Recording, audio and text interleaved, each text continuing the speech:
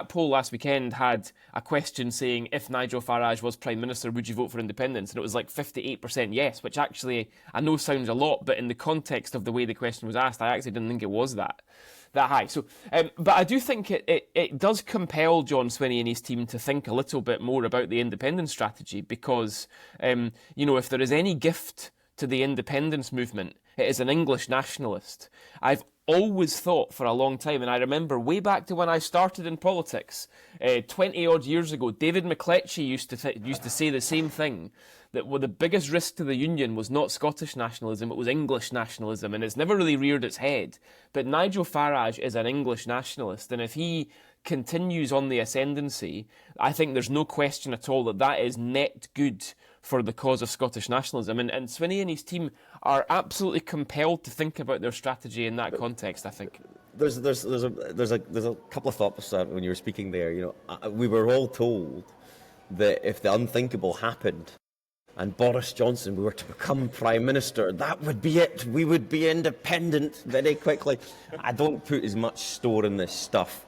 I agree. And we were told the same for Brexit as well, of course. That was and it never quite happens. So I do think that's a good point. The critical thing you're missing there is I wasn't around anymore. Had we been there, it would have been, Scotland would be flying high as an independent country. I'm sure. No, I know. I think the interesting thing here is, what is the reform position on the Constitution?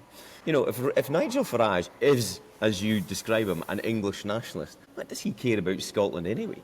And so, if he really wanted to rise to prominence in a Holyrood election context, and that would be a bit of a tough one for the SNP to argue against, wouldn't it?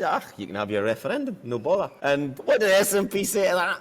He did say this week, didn't he, Farage? He said, devolution's here to stay, but it's not worked very well over the last 20 years, is how he's kind of framed it. So I think Jeff has made a very interesting point there. If you compare somebody like Nigel Farage to, let's say, somebody like Theresa May. Theresa May is an absolute British nationalist, an absolute unionist, and who genuinely, if you look at what she was doing through Brexit negotiations, her biggest worry, for instance, through the Brexit negotiations was Northern Ireland. That was always top of her list of concerns. And she's thought the same things about Scotland as well. I think that's fundamentally where you have to understand the different sort of person Nigel Farage is. If Scotland had voted for independence in 2014, would Nigel Farage have woken up the next day sad and upset about life? No, he wouldn't have cared. He wouldn't have, and that's not a criticism. He's an English nationalist. There's nothing wrong with being an English nationalist. It's fine, but that is what he is.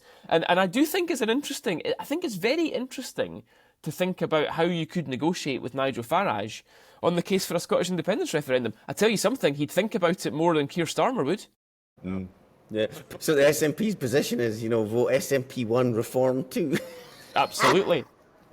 Music to Kenny McCaskill's ears. Could you imagine?